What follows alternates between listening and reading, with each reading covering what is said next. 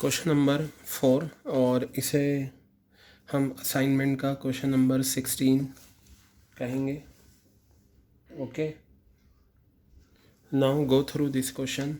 A consumer can file a suit in fill in the blanks है when the value of goods and services along with compensation claim does not exceed 20 lakh रुपए. 20 लाख से ऊपर नहीं जाए. तो बेटा ये तो बहुत सिंपल है. ठीक है, इसमें क्या आ जाएगा, डिस्ट्रिक्ट फोरम. जहाँ गुड्स एंड सर्विसेज की वैल्यू कंपनसेशन को मिलाकर 20 लाख से ऊपर ना जाए उसे हम क्या बोलते हैं, डिस्ट्रिक्ट फोरम. इसका आंसर आएगा. अब हम नेक्स्ट क्वेश्चन की तरफ बढ़ते हैं और हमारा नेक्स्ट क्वेश्चन है, ये रहा लास्ट पेज पर और इसे मैं कहूँगा क्वेश्चन नंबर 17. तो देखिए ये क्या है.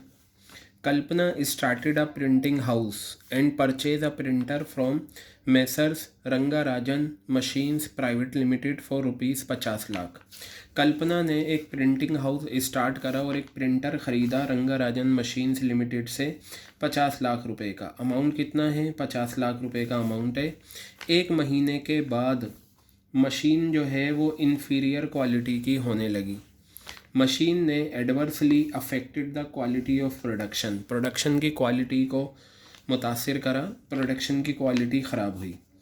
कल्पना is planning to file a complaint against the vendor. Kalpana planning कर रही है वेंडर के खिलाफ कंप्लेंट फाइल करने में. Can she do so? Yes, वो कर सकती है कंप्लेंट फाइल. तो इसका आंसर आ जाएगा यस, बिल्कुल करेगी. Where can complaint be filed? कहाँ पर कंप्लेंट की जा सकती है? आप ये देखिए, गुड्स एंड सर्विसेज की वैल्यू कितनी है, 50 लाख रुपए. तो ये बेटा आएगा स्टेट कमीशन में. आपको पता है 20 लाख से ज़्यादा और 1 करोड़ से कम, तो वो कहाँ पर जाते हैं केसेस, स्टेट कमीशन में जाते हैं. State the various relief available to a consumer on proving the genuineness of his complaint. Relief आपने पढ़ रखी हैं, वो रिलीफ मेंशन कर दीजिएगा, वो रिलीफ एक्सप्लेन कर दीजिएगा. बिल्कुल सिंपल सा क्वेश्चन था और इसे मैं नाम दूंगा क्वेश्चन नंबर 17 हमारे असाइनमेंट का. क्लियर है बात ये.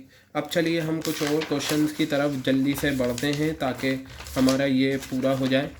ठीक है, तो बेटा वो पेज नंबर 137 पे हम आते हैं. 137 इस पर हमारा ये दे रखा है, इसे भी हम देख लें क्या है ये, ताकि फिर आगे की तरफ हम बढ़ें. सुमन bought a box of cheese.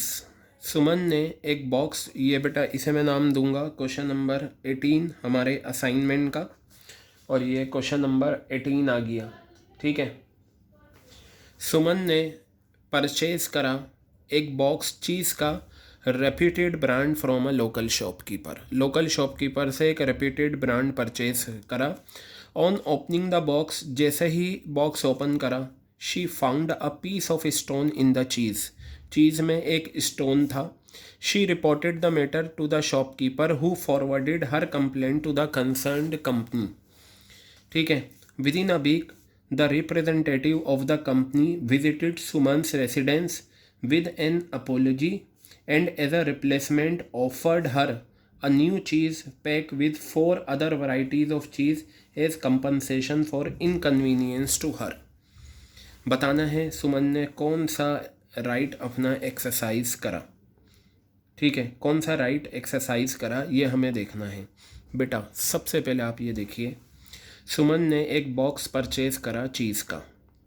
Box को ओपन करा, उसमें एक स्टोन पाया गया चीज़ में. उसने इस मैटर को शॉपकीपर को बताया और उसने इस कंप्लेंट को कंसर्न अथॉरिटी को, कंपनी को पहुंचा दी. तो यहाँ पर सुमन ने शॉपकीपर को बताया और शॉपकीपर ने वो कंप्लेंट कंसर्न कंपनी को फॉरवर्ड कर दी.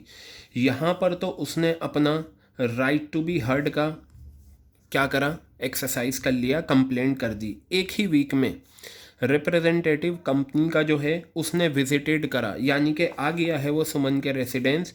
एक अपोलॉजी लेटर लेकर आया और रिप्लेसमेंट ऑफ़र की गई उसे एक नई चीज़ के पैक के साथ विथ 4 अदर वैरायटीज़ ऑफ चीज़, यानी कि जो चीज़ का पैकेट उसने बॉक्स परचेज़ करा था वो तो मिला ही मिला, उसके साथ 4 और चीज़ की अदर वैरायटीज़ कंपनसेशन के तौर पर। बेटा अब यहाँ पर देखिए कंपनसेशन मिल चुका है, कंप्लेंट फाइल करी थी, कंपनसेशन मिल चुका है।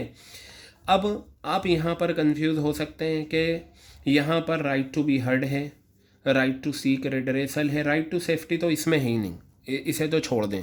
और ये बी और सी, यानी कि बी और सी ये दे रखा है। अब सवाल ये है यहाँ कौन सा राइट है। देखिए जब राइट टू सीक रेडरेसल जो होता है ना, जब राइट टू बी हर्ड होता है उसी के बाद तो सीक रेडरेसल होता है, पहले कंप्लेंट फाइल होती है उसके बाद कंपनसेशन मिलता है। और वही बात है, अगर इसमें कंपनसेशन की बात नहीं करते और सिर्फ कंप्लेंट की बात करते तो राइट टू बी हर्ड होता, लेकिन इस क्वेश्चन में कंप्लेंट की बात हुई, कंप्लेंट के बाद कंपनसेशन मिला है, मेंशन है, तो बेटा इसका आंसर राइट टू सीक रेडरेसल है। इस चीज़ को ध्यान में रखना, ठीक है। क्या रहेगा इसका answer? Right to seek redressal. उसने कंप्लेंट फाइल करी, कंप्लेंट फाइल करने के बाद उसे उसका कंपनसेशन मिल गया। तो ये था हमारा क्वेश्चन नंबर 18। अब हम बढ़ते हैं अपने नेक्स्ट क्वेश्चन की तरफ, और हमारा नेक्स्ट क्वेश्चन है 152 पर हम आ जाते हैं और देखते हैं यहाँ पर हमारा क्वेश्चन ये रहा, ठीक है। यहाँ बताया a consumer should use ISI marked electrical appliances to exercise his right of, यानी कि इसे मैं क्वेश्चन नंबर 19 देता हूँ। ये क्वेश्चन नंबर 19 है हमारा, ठीक है। और बेटा इसे देखिएगा, क्वेश्चन नंबर 19, और इसमें अगर आप देखें ISI मार्क्ड जो होने चाहिए वो कौन सा होना चाहिए? Right to safety. बेटा आपके पास लिखा हुआ भी है, तो इसमें जो हमारा प्रिंसिपल बनेगा राइट टू सेफ्टी बनेगा। क्वेश्चन नंबर 19 क्लियर है बात। अब हम एक क्वेश्चन और देखते हैं और देखेंगे कि लास्ट क्वेश्चन है हमारा क्वेश्चन नंबर 20, पेज नंबर 152 पर ही है। यहाँ बताया Rama purchased a gold necklace from NM jewellers, 2,50,000 का एक गोल्ड नेकलेस परचेज करा 2.5 लाख का। ज्वेलर्स ने बताया उसे कि नेकलेस जो है वो 22 कैरेट गोल्ड प्योरिटी का है। उसने उस नेकलेस को पहना अपने भाई की मैरिज में और ये पाया और उसे लॉकर में रख दिया। 2 साल के बाद उसने ये जाना कि about the x-ray gold testing facility provided by a famous chain of jewellers. After 2 years she came to know about the x-ray, यानी कि 2 साल के बाद उसने गोल्ड को चेक करने के लिए एक्सरे गोल्ड टेस्टिंग फैसिलिटी होती है उसके बारे में जाना। क्यूरियोसिटी की she took her necklace and other jewellery items for testing. She was shocked to see the result as necklace turned out to be 18 carat as against 22 carat as claim by NM jewellers. We are under the consumer protection, can she file the complaint. 2.5 lakh का amount है।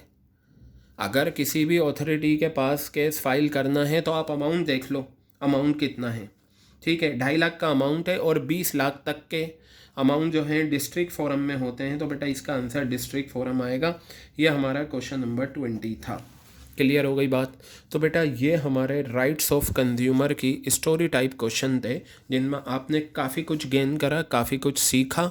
और मैंने ये जो rights of consumer हैं इन्हें 5 recording में छोटा छोटा करके कवर अप करा है।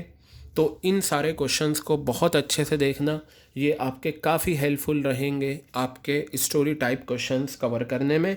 इसी तरीके से और दूसरे इम्पॉर्टेंट टॉपिक्स की स्टोरी टाइप क्वेश्चंस जल्दी ही आपको दिए जाएंगे।